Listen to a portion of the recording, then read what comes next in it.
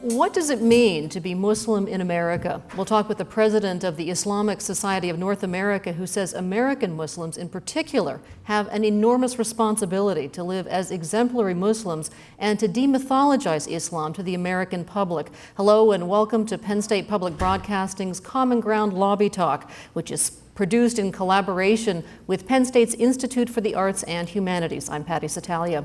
This is an open forum, and we invite dialogue between our special guest and our live audience. Let's begin with an introduction. Dr. Ingrid Mattson is the first woman president of the Islamic Society of North America, the post she was elected to in August of 2006. Raised Catholic in Canada, she converted to Islam at the end of her undergraduate studies, then traveled to Pakistan, where she worked with Afghan refugees. In 1999, she earned her PhD in Islamic Studies from the University of Chicago and is now director of the Islamic Chaplaincy Program and professor at the McDonald Center for Islamic Studies and Christian-Muslim Relations at the Hartford Seminary in Connecticut. Thanks so much for joining us. Thank you. You converted from the Roman Catholic religion to Islam in your senior year in college. Converts are typically very passionate, and it's something that is very, very perplexing to many of us. Why did you convert? How did you become Muslim? Well, I think it's important to say that when I became a Muslim, when I encountered Islam, at that point I was an atheist or agnostic or maybe just simply indifferent, not someone who was interested in religion or even had God in my life in any way. I had left the Catholic Church, left faith behind as a teenager, and never really looked back. So for me, when I encountered Islam and embraced it, it was the way for me to bring God back into my life. And I did so because of the power of the Quran and reading that and what it said to me about my place in this creation. But you did describe yourself as a pious child, and it was a trip to Paris and then to Afghanistan to work with Afghan refugees where something happened. What was it that enhanced your vision of Islam? Well, I first met Muslims, as far as I know, when I studied in Paris one summer, where I grew up in Canada. I don't think I knew any Muslims or even heard anything about Islam. So I was very fortunate that the first Muslims I met were students from West Africa, mostly from Senegal, who were just remarkable human beings, very dignified in the midst of great prejudice that they suffered in Parisian society. I mean, very overt prejudice and racism, but they had a dignity and a generosity of spirit that really impressed me, and that made me want to know more about them and their background. Since then, I've realized that they come from a strong West African tradition of Islamic Sufism, which emphasizes a kind of openness to others and the importance of living spiritually in everyday life. And they certainly did that, and that really opened my heart. Interestingly enough, there are actually 2 converts in your family. You're one of 7, and you have an older sister who converted to Judaism. Tell us a little bit about that and what the reaction was in your household to this. Right. I guess my family really does have a bit of a different experience than most Canadian or American families, although as our society changes and integrates, I think this is becoming more common. My sister is significantly older than I am, and she met a Jewish man and fell in love and wanted to marry him. And for the sake of the family and their future children, decided that for her to embrace Judaism would be the best thing.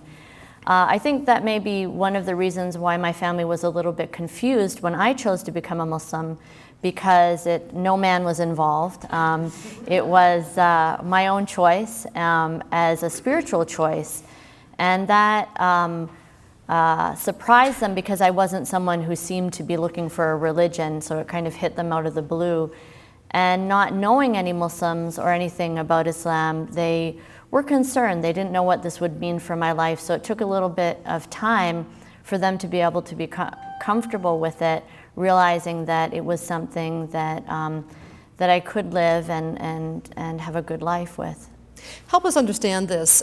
You have a doctorate in Islamic studies, and the two largest religions in the world, of course, are Christianity and Islam, both of which have divided. The Roman Catholic Church broke into various denominations, and Muhammad left no specific instructions about who should take over and lead the Islam, and the result was that split into two distinct groups, the Sunnis and the Shiites. What's the difference between the two, and does the Islamic Society of North America embrace both groups? Right. Well, the major difference between Sunnis and Shiites is a theological difference based on the idea of succession to the Prophet Muhammad, and specifically who is authorized to interpret the Quran and the Islamic principles authoritatively. Shiites believe that authority was passed down to specific individuals in the Prophet's family, whereas Sunnis believe that it's the collective responsibility of the community to struggle with these texts and precepts and come up with their own conclusion. The Islamic Society of North America is open to all Muslims. Demographically, we are a majority Sunni, but we have Shiite members, and there's no criteria for sectarian exclusionary criteria for our organization. In fact, we had a Shiite president when in our first manifestation as a Muslim Students Association. What's the relationship between the Islamic Society of North America and Middle Eastern Muslims? The relationship is only one of emotional ties as part of the global Muslim community, but also we have developed primarily out of the experience of immigrant Muslims who came to study in the United States, found themselves wanting to have some sense of community as Muslims in what to them was a foreign land, formed the Muslim Students Association of Canada and the United States, thinking that eventually they would go back to their homes. Some of them did, but many stayed, had families. Their children didn't want to go back to Egypt or Pakistan or wherever they came from. They realized that this was now their home, and then developed the Islamic Society of North America as the next step, as the kind of fully adult organization that would represent all Muslims. And now our membership includes primarily people who were born in this country, whether they're from a Caucasian or African American community or second generation Muslims whose parents immigrated, but they themselves were born here. The organization itself was established back in 1963, and today you can count some 20,000 people among its members. What's the purpose or the mission of the Islamic Society of North America? Our mission is to be a common platform for the diversity of Muslims in North America, and that includes individuals and organizations and communities. So in fact, our umbrella embraces even more than those 20,000 individual members, thousands more who are represented in the over 300 mosques and Islamic centers that are affiliated with our organization, as well as professional organizations like the Islamic Medical Association that are part of our membership body. Muslims in North America are highly diverse in terms of their outlook, background, in every aspect of demography that you could imagine. And what we seek to do is certainly provide guidance on some issues, but more than that, to provide a common platform for discussion, for dialogue, to engage all the different aspects of this community so that we can come to, if not agreement, at least come to know each other and work for some common goals. You were the vice president of the Islamic Society of North America for 5 years prior to being elected in August of 2006 as president. Many people look at this as maybe the starting point of something bigger, that the significance is not only that you're a woman, but also that you're a non-immigrant. What do you believe is the significance of your appointment?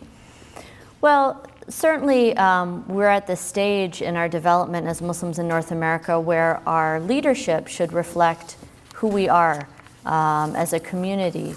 And it's natural that by now this organization should have someone who's a native English speaker, for example. And this is not to in any way belittle the contributions of all those who served ahead of me. They did a wonderful job and built up this organization.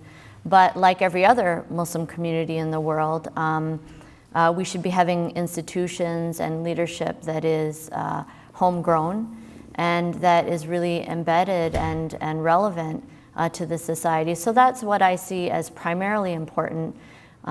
Certainly being a female is something that has gotten a lot of attention.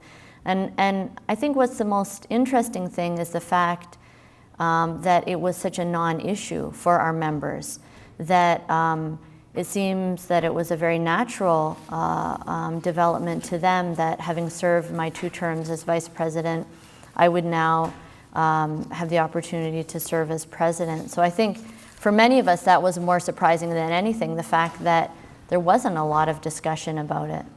There are some, though, and I think it's a minority, who are opposed to a woman leading this organization. And in fact, there are some who use this saying, which is ascribed to the Prophet Muhammad, which translates roughly to, whenever God wants the destruction of a people, he makes a woman their leader.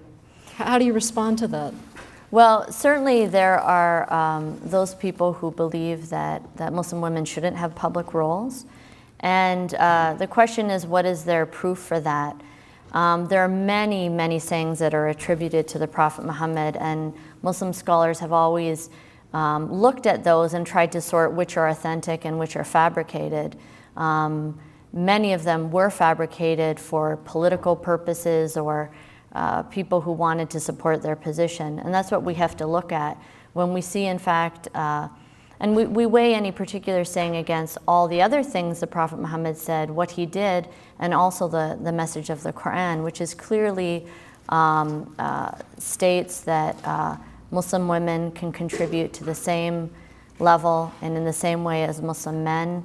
We see that women had public roles during the lifetime of the Prophet Muhammad, and his immediate successors followed women who were in leadership positions.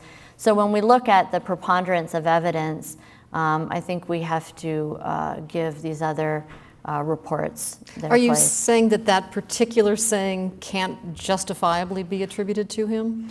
Well, this is a question of hadith scholarship, and I would defer that to those who have more who are specialists in that area, but there has been a lot of discussion about that statement and whether it in fact violates many other clear Quranic statements about gender equality, as well as other statements attributed to the Prophet Muhammad. In your role as the president of the Islamic Society of North America, you say you have detected what you would call Muslim fatigue among North Americans. And in fact, you say, the sense I have from Americans is that they don't want to hear Muslims talking about Islam anymore. They just want us to do something to stop causing all these problems in their lives. And I'm wondering, is this the challenge for you as president? And what you're going to do to make Islam better understood among Americans? I think the first challenge is to show that Muslims are like other people, in that we have our good guys and our bad guys. There are criminals in Muslim societies, just as there are criminals in Christian societies. The United States has around 2 million people in jail, probably most of them Christian. So we don't judge people and a civilization and a religious community by the worst of them. And I think that's the real challenge, because Americans are naturally interested in the ways that Islam is impacting their lives. And the reality is that there were people, and there have been people, who have used Islam to justify violence and terrorism, and in particular, the terrorist acts of 9/11. That's a reality, so Americans are going to be first and foremost interested in that. And they want Muslims to do something about it. We would love to do something about it, but what kind of role do we have? We have our voice, we have our writing, we have our example, but we are not ultimately in control of these people who are doing these things. And I think it's that sense of collective guilt or responsibility that we really have to try to avoid and explain to American people and have them see that it's unfair to put that burden on us. I want to ask you one more question, and then I want to open it up to our audience for their questions. Terrorist killing in the name of Islam, you say, is not the true Islam. Describe the true Islam, the 5 pillars, if you will, to help explain for those who don't know what exactly the doctrine or the underpinnings are of this religion. Well, Islam primarily is about belief in God and about the unity of God. And what that means is that Muslims recognize their limitations. That's why we try to submit ourselves and our lives to in obedience to God. And what that means is that we live our lives first in that awareness. We exhibit that through our acts of worship, as you say, the 5 pillars, praying 5 times a day and ritual prayer, even more than that. I mean, supplications and invocations, but the ritual prayer 5 times a day, fasting during the month of Ramadan, the pilgrimage to Mecca, paying yearly a significant amount of our wealth. In fact, 1% of your salary goes. 2.5% of a Muslim's wealth has to go for annually to the zakat, to the charity. For me, I have to pay 1% of my income to the Islamic Society of North America as a member of the board. So that's an extra commitment.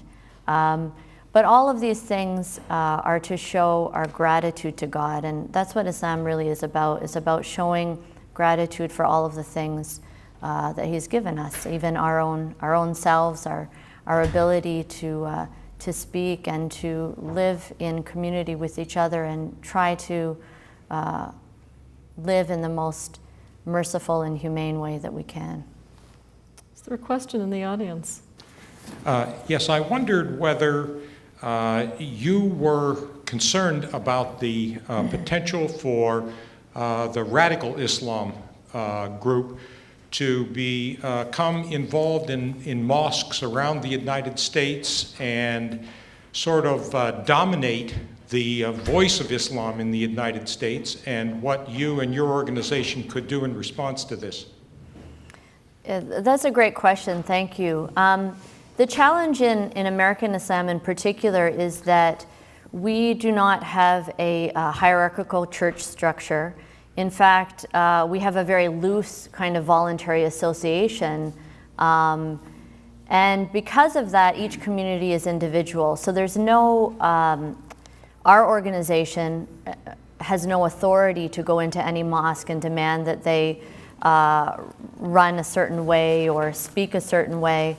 But what we can do and what we are doing is developing a set of best practices for mosques and Islamic centers to develop guidelines for those communities, how their governance structure should work, what qualifications there should be for imams, what's the kind of training that an imam should have, and to then, once we have developed these guidelines, offer training programs. So we have a number of training programs for imams to help them understand their context, especially if they've come from another country, because the reality is that many communities are still bringing imams who have been trained in other countries, who may be good preachers, they may be good theologians, but they don't understand necessarily the context of their community here. So we're putting a lot of energy into that, trying to help orient them, train them, and then ultimately and ideally have our own seminaries in this country where we can have our own children and our own young people be a generation of leaders. You say that American Muslims have a special obligation to help stop the violence that is committed by Muslims in the name of Islam. Why do American Muslims have this special duty to do that? Well, as I said before, we don't necessarily have any special power, but we do have an obligation because we have the freedom to talk about these issues. And the reality is that most Muslims in the world live in environments where they don't have that freedom because their political rights are suppressed, their freedom of speech is very limited. They may not have access to the resources that we have. So there's a moral obligation for us to exercise that kind of leadership. And it doesn't mean there's anything special or unique about Americans, but we have this rich, diverse Muslim community. We have Muslims from every part of the world. So we can draw upon their experiences, their heritage, their perspective, and debate these issues in a way, in a free way, so that we can then encourage a discussion in other countries. The other thing is that we're Americans, we're part of this country, and the United States is heavily engaged in Muslim countries, in their economic policies, their political policies. So we also need to look at it as American citizens. How can we be a bridge of understanding between the United States, our policies, and Muslims in other countries? You said that you previously never spoke, for example, about suicide attacks committed by Muslims in the name of Islam. You said that you didn't avoid the subject, but that it really wasn't something almost on your radar screen. What prompted a change in that? Why is that something that you do talk about now? I think many Muslims in America, like many Americans before September 11th, were rather parochial. I mean, this is a big country and we have so many things going on here. We don't necessarily see our connection to what's going on in other countries. And my major concern as an educator and as a Muslim leader was the development of our organizations here in this country, our schools, our mosques, our associations. But when all of us were shocked by the events of September 11th, we realized that if we didn't pay attention to what was going on in the rest of the world, it would still impact us. And so at that point, we had to look closer at the kind of discourse that was happening in other Muslim countries, the way that Islam was being used to justify certain violent actions and take a stand on that, and so we proceeded to do so. In fact, you say American Muslim leaders who oppose the oppression of Muslims on the one hand and also want to fight terrorism risk being seen as traitors by both sides, and I'm wondering if you personally have felt any backlash as a result of your outspokenness. Certainly it's a challenge. And Muslims in other parts of the world look to us as Americans as well as Muslims, and so they want us to do something about American policy that they don't like or that they feel that negatively impacts them. Whether they understand the intricacies of that policy or not, I think is another issue.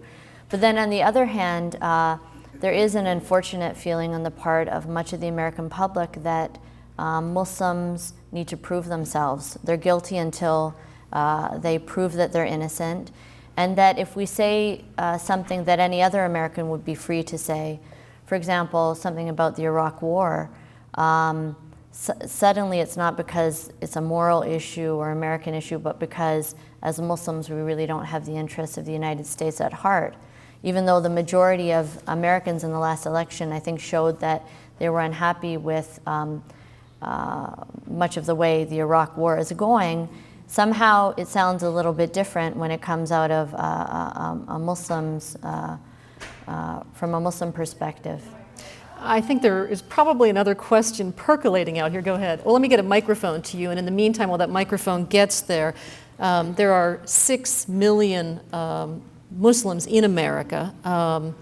And I think in the US and in places like Europe, many people want to know, and you talked about how diverse the population is, but are Muslims interested in integrating, in separating, or in some way transforming Western culture to become a little more Islamic? How would you answer that? Yes, to all of those things. And I think this is the key, that we have to treat Muslims as individuals, not as a collectivity. Muslims represent a broad scale, a broad range of cultural and ideological positions, just as Americans do. I think when we look in the United States and the history of religious communities in the United States, we see those utopian communities that tried to be somehow a presence, a spiritual presence apart from the world, to offer an alternative to the dominant culture. And then we see those who felt that it was best to live their spirituality and their ideals right in the midst of it, and to try to be part of everyday life, but be a moral voice amidst that. So I think we find the same thing with Muslims. In the United States, I would say that the majority feel that it's best to be active, to be part of everyday society, and most Muslims do that. The Muslim community in the United States is, on average, more educated and more well-off than the average American. So we see that there tends to be more assimilation in the United States.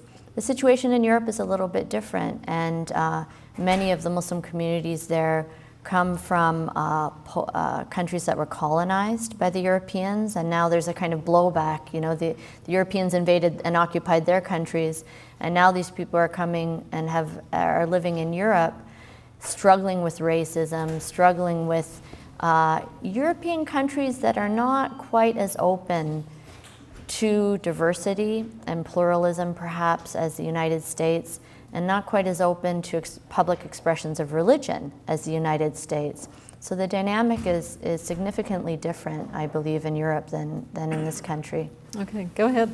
Well, you alluded to the responsibilities of being a Muslim American, but I wonder if you could say, given the sort of stereotype that is sort of pervading even before 9/11, I mean, I was reminded that in the Oklahoma City bombing, the initial attribution was to Muslims, or at least Arabs. How do you advise members of your group, and particularly young people, I guess I'm interested in knowing, about dealing with that stereotype and still exercising their freedom of speech as Americans? I'm really glad you brought up young people, because they're the ones that I'm most concerned about, and I'll tell you why. This kind of stereotyping and distrust of Muslims is having a large negative effect on them. I have a lot of interaction with Muslims who are counselors, psychiatrists, working in mental health fields, youth workers, and they've seen a dramatic rise in depression, anxiety, all indicators of stress because of this. They feel that they can't present themselves just as they are, but they have to somehow explain or prove themselves that they aren't violent. You know, they're just kids. They don't know, they don't understand what's going on in the world, but they're being asked to explain these things. So it's really problematic, and this is where, as a community, we need to work with teachers and those who touch the lives of young people to alert them to this dynamic and try to find ways to ease their stress somewhat. The only solution really is education. It's challenging for a community, a minority community that's at most 2% of the population, to impact the other 98% of the population in a positive way with their message, when at the same time we're constantly being bombarded with images overseas of war in Iraq, of this kind of violence. So it's an enormous challenge, but I have to say that we're also very fortunate that we are not alone in doing it. There are so many faith-based organizations, interfaith groups, other religious organizations who are sincere in wanting to help us and to help get that message out. And we have, in my work at Hartford Seminary, I interact with priests and ministers who themselves are educating their congregations on Sundays and saying, we cannot fall back into these old patterns of collective guilt and stereotyping. So to me, that is proof of really the best that is in American society, and it makes me hopeful even amidst all of the bad news. And we'll take another question. In just a moment, we'll get a microphone to you, so until that microphone gets there. There was a recent Gallup poll that showed that nearly 40% of Americans admit prejudice against or towards Muslims, and also that 1 in 5 Americans said they would not want a Muslim as a neighbor. How do you respond to that? Well, what's interesting is the other statistic that the majority of Americans who have a positive view of Muslims do so because they have a Muslim neighbor or a Muslim friend or a coworker. So I think that shows that the problem really is that of the fear of the unknown, or maybe the fear of the image that's being projected.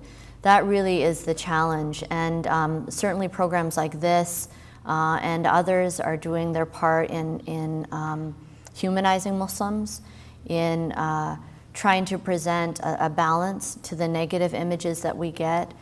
But it's challenging, and I think that what's required is, as in many other areas, for Americans to be a little bit more sophisticated in their consumption of news, and perhaps to be a little bit more self-aware of the way that their own emotions can be manipulated by news and information and images.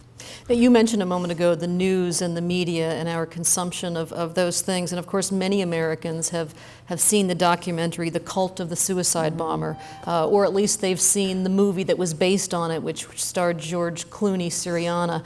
And in it, in the documentary, there is a scene where thousands of people are in a mosque in Iran chanting "Death to America." Mm-hmm. And I'm wondering how your organization can counteract the powerful message that sends. Mm-hmm. Well, that is a powerful message, and it's a frightening message. And it's also frightening when we look and we see that even in America, there are churches where the message on Sunday is that Muslims are evil. Muslims are people who should not be part of this country. That the government should use its power, in fact, to subdue Muslims. Those things happen in this country, and when I see those group pictures, I remember the pictures that we saw of Nazi Germany, where you would have Hitler talking in front of large crowds of people and whipping up their emotions. And I think as Americans, we have to be very sober and consider in what way the same thing could happen to us. We may not be sitting in a stadium, but we're sitting, millions of us, together in our homes, having our emotions manipulated. But there also was the time when Afghanistan was first attacked in response to September 11th. The first attack and the announcement of it was announced on Sunday football game, large screens, thousands of Americans sitting in a stadium, and they all got up and cheered when this was announced. And that's frightening. You talked a moment ago about what it's like for a child, a Muslim child in America. What's it like for an adult? Have you been the victim of prejudice? Of course, I'm very privileged because I work in an environment that values religion and religious expression. Of course, walking down the street, people wouldn't know that, and I've had my random rude comment here and there, but far more positive comments, far more occasions of people just giving me a smile, clearly wanting to say, it's okay, I accept you, even non-verbally. But there is a concern. Many people are having increasing challenges in their workplace. We've heard many more cases of employment discrimination, Muslims who are being fired or prevented from promotion in their job because they are Muslim. Certainly the number of hate crimes generally has increased enormously. The Council on American Islamic Relations has been documenting that, and the numbers are quite frightening. So there is a problem. There is a problem, and it's at that point incumbent upon the government to really take leadership. Fortunately, the Department of Justice and the EEOC have taken a number of cases and have done a good job. But at the same time, you know, we have this kind of mixed message. You have those cases, and then on the other hand, we see the mistreatment of prisoners, of Muslim prisoners. There was recent news about Jose Padilla, who has been virtually tortured as an enemy combatant. And when ordinary people see that this kind of thing is going on, I'm afraid that it might give them some kind of license to feel that they too can mistreat Muslims. You mentioned government, and of course, Britain's Tony Blair said that the headscarf separates Muslims and shouldn't be used. And I'm wondering what your reaction is to that and what the purpose of it is, what it means to you. Well, what's interesting is that Tony Blair was supporting Jack Straw, who was protesting against the face veil. So they said, well, the head covering's okay, but the face veil is too much, and this is a sign of separation of society from society and should be rejected. And I don't know if you've been in London, but I've walked around London before, and I've seen some really interesting ways of dressing. You know, I've seen 9-inch purple mohawks. I've seen multiple facial piercings, and I've never heard the British government comment on any of those modes of dress. So clearly there is selective treatment there, and I think it's unfair. These women should be free to wear what they want. It's the government's job as the servant of the people to represent the people, not to dictate to them their way of dressing. Whatever I feel personally about the face veil is something else, but I certainly support the right of individuals to wear what they wish. And so this was simply a politicization of an issue that should never have been said. Okay. You had a question, sir? Yes. Do you believe that the American news media have been fair in their presentation of the situation of Muslims in America, or do you think they have contributed to the problems that you're talking about?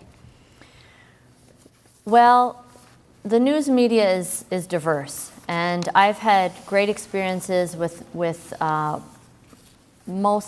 commercial media, but public television and radio is much better, and that's just the reality.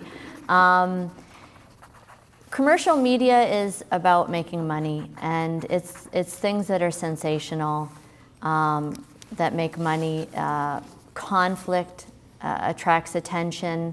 I think of the Pope's visit to Turkey, and what was interesting was you could see that the media was looking for conflict, and they kept framing this visit in terms of conflict when in fact any fair observer would have said that the real story was the lack of conflict, and the real story was that in the wake of a number of incidents in Europe where there were this tension and stress between Muslim communities and others, that things worked out quite well. So I think, I don't think we can ever really change that because that's the nature of commercial media.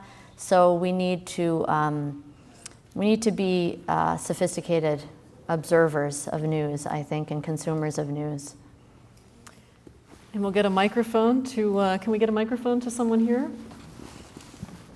Could you talk a little about the Muslim definition of God and how it might differ from the Christian notion? Well, the word God that is used in the Quran, Allah, the primary word, is the same word that Christian Arabs use to call God. So in terms of whether this is the same God or a different God, I think we have to say that certainly the Quran recognizes that there's one God and that people have approached God through different ways.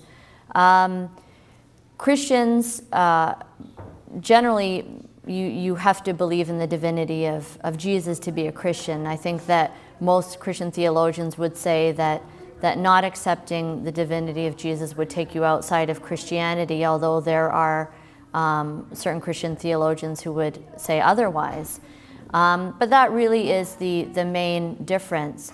Muslims see Jesus and all the prophets as perfect recipients of the divine light. And as one of my colleagues, Timothy Winter, who's a lecturer at Cambridge, said, is that what the Muslim view was that Christians mistook the perfect mirror of the divine light for the divine light itself. So really that's where the difference is.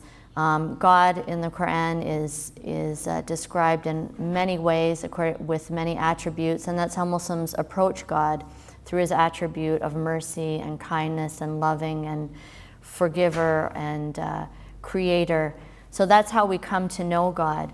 Sometimes people say that the Muslim God is so transcendent that he's unapproachable, but that's clearly not the case. The Quran describes God as closer than your jugular vein. So God is always the nearest thing to you without being manifest in any part of creation. But another interesting difference, and we'll take a question in a moment, is Christians have statues and paintings and so forth of Jesus, and there aren't those kinds of representations of the Prophet Muhammad. In fact, it's forbidden, considered blasphemous. Why is that the case? Islam, above everything, wants to maintain the uniqueness of God as distinct from creation. So the attempts of humans to portray God in any way is considered to be highly presumptuous, at least. And then the fear is that by portraying prophets, the Prophet Muhammad, for example, by making depictions, that people then may start to take that as an icon, as a avenue of worship, and that's to be avoided. So that Muslims try to maintain that connection of God, that connection with God directly through prayer, but also by embodying the actions of the Prophet Muhammad that taught us how we can approach God. What way should we pray to find that path to God?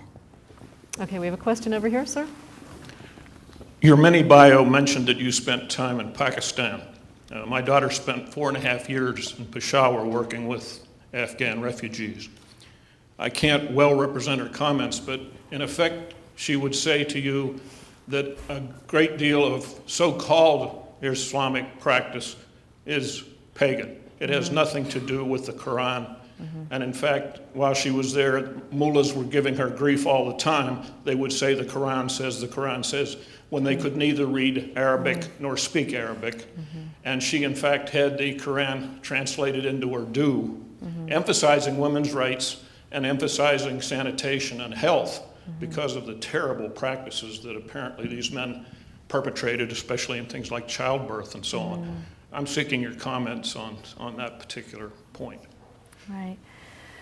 Well, there's certainly different levels of education among Muslim people, and the Quran emphasizes the need for learning, for knowledge, and knowledge not just of Scripture, but of the natural world. And this is why we see that at the height of Islamic civilization, that Muslims were at the forefront of medical knowledge, for example, discovering the mysteries of the circulatory system and others. So when we see Muslims in certain parts of the world who are resisting modern knowledge, who are in fact resisting even much literacy in religion, it is troubling. At the same time, I would have to say that we can't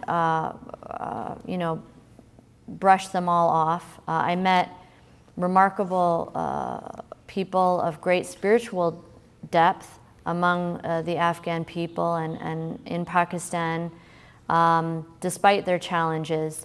But certainly there are many cultural practices that are being portrayed as religious, whether the people know it or not. Okay, go ahead. You mentioned diversity before, and I understand that your society likes to promote pluralism so that everyone can have their own identity of Islam.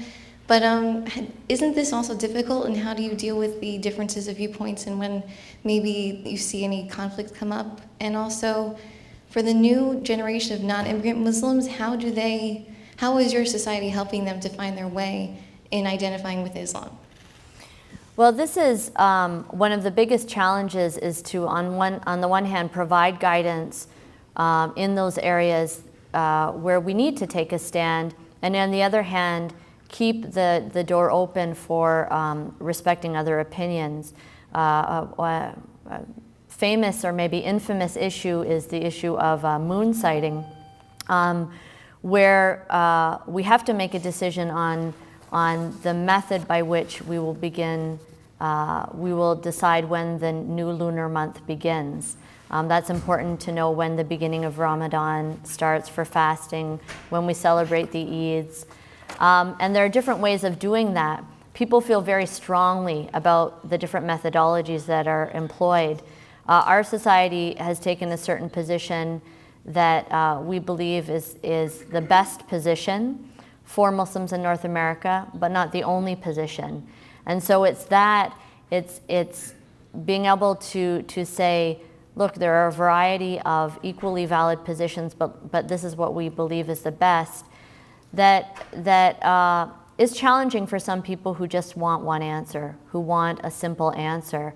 And certainly in my teaching, what I try to do is to let young people come to terms with that, come to terms with the diversity that is present, and that they have to recognize in Islamic legal reasoning at the same time to be able to make a decision. I mean, you can't just say, okay, there are all sorts of opinions. At some point, you have to take one yourself and then feel a certain confidence in that. All right, we have a question down here. I'm interested in Sufism, and I would like to know what is the relationship between Sufism and Islam, and why we haven't heard much about Sufism in the West. Mm-hmm. Sufism is the mystical tradition in Islam. It's part of Islamic religious life and culture. Sufism in its various forms is everywhere in the Muslim world. Traditionally, in the pre-modern period especially, every Muslim had a legal school that he or she followed, a theological school, and also a spiritual tradition through the different Sufi brotherhoods. Now these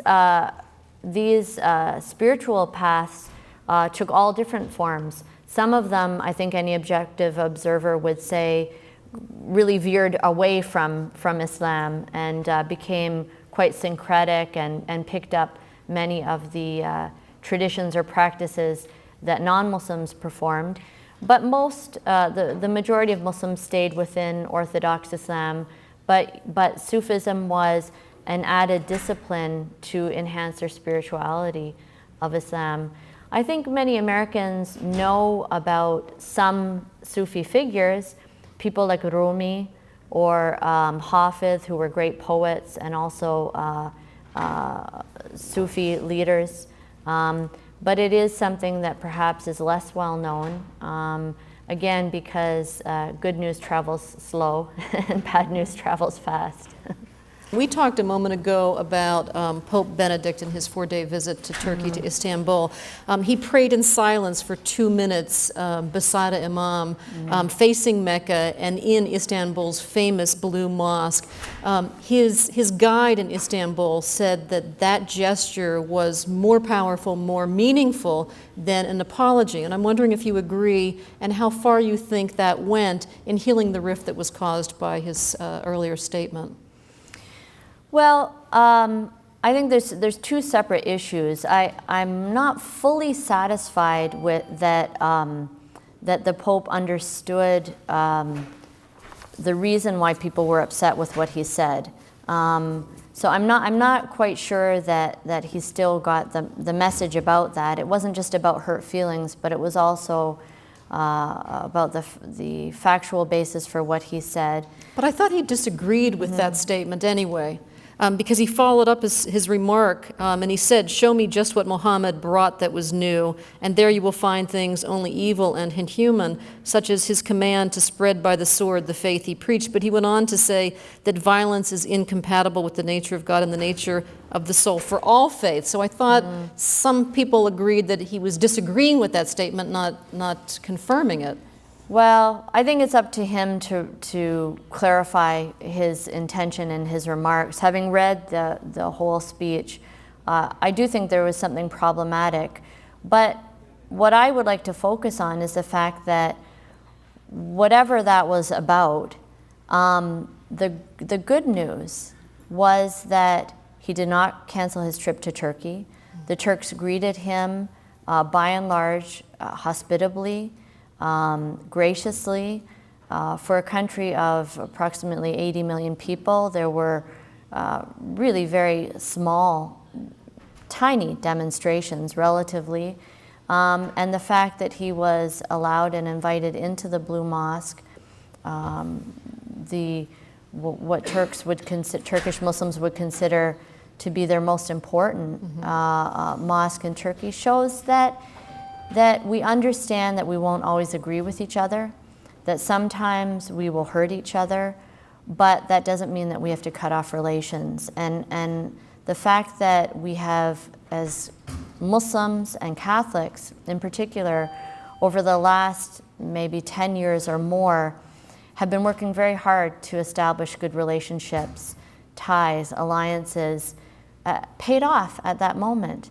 That we were able to fall back on those relationships and say, you know, this was unfortunate, it was hurtful, but that doesn't mean that we can't continue to dialogue and try to work for greater understanding. As a Muslim, very interested to talk about how we deal with difficulties, because when we have public discussions, inevitably because of the context in which such discussions take place, we try to emphasize, and I think this is a good thing, the good news and the positive. But you said something to me which struck me as very important and very honest, and you said that there are sometimes actions among us Muslims which are more undermining and dangerous and offensive, both to ourselves and also to the wider world. And I was wondering how you deal with some of these difficult issues of great differences, whether they're theological or political or strategic.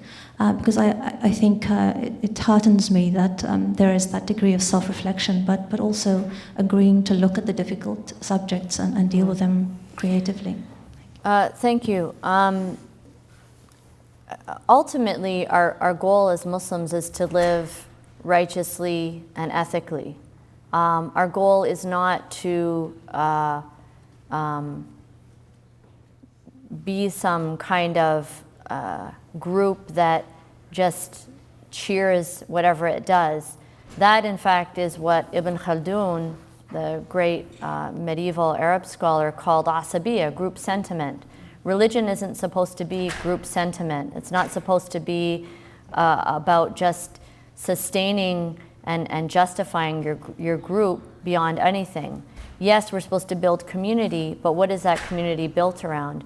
If it's not built on piety and righteousness and the search for what is good and better, then there's no value in it. And the Quran says very clearly that if Muslims make the same mistakes and choose to turn away from God and live a life that is unjust, then we will go down the same path. We will lose our opportunity to be moral leaders, and we'll be replaced by someone else. So that's the priority. To me, the priority is our own internal structure, our development as a community. We do have to defend ourselves from external attacks, but we have to be proportionate. What is an attack? Clearly, legislation that discriminates against Muslims and impedes Muslims' abilities to live as Muslims is a problem. That is a real threat. And we face some of those threats, and we need to put resources into defending ourselves And unfortunately, when we do that kind of defense, it takes away some of our ability to deal with our own internal problems. After 9/11, so much money in the Muslim community and human resources went into legal defense and to defend the civil rights of Muslims in this country that could have been put into, developing our institutions to be more responsible and responsive to the needs. So that's unfortunate, but it's something that we have to do. And I'm happy to see that there's an eagerness and a hunger among Muslims to take responsibility for their own communities. And I love to see that. I love the fact that there are many Muslims who say, you know what, this is my mosque, this is my community. I'm not going to just sit back anymore and listen to some speech that is offensive, that is sexist, that is whatever. But I'm going to take some responsibility for what's going on here and try to correct that. We're going to wrap things up here, so I'd like you to end by giving us a take-home message for Muslims and non-Muslims, and what you as the president of the Islamic Society of North America will be putting your energies into when you leave here.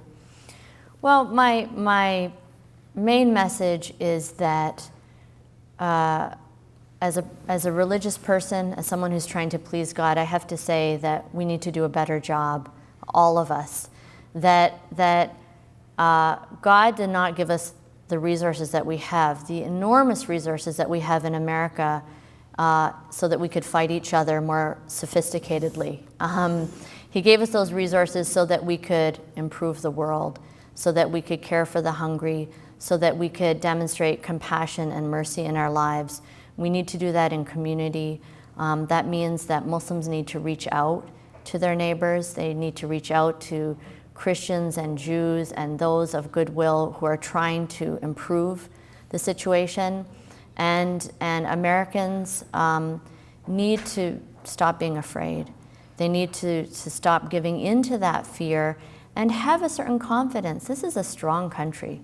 This is a country that that has undergone many pressures, economic, political, military in the past, and has always come out on top when it acted ethically and morally and lived up to its values.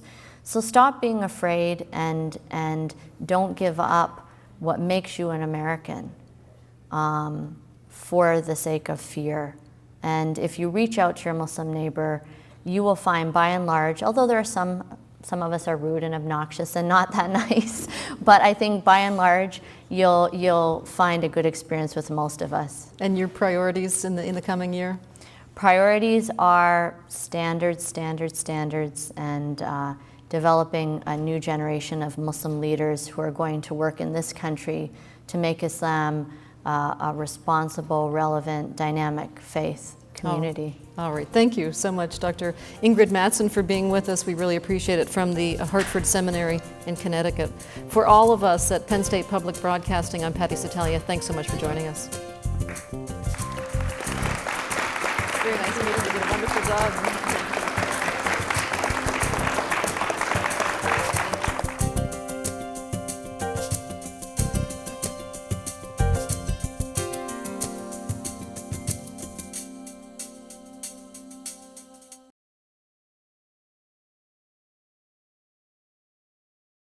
A copy of the program you've just seen can be purchased through Penn State Media Sales at mediasales.psu.edu or by calling 800-770-2111.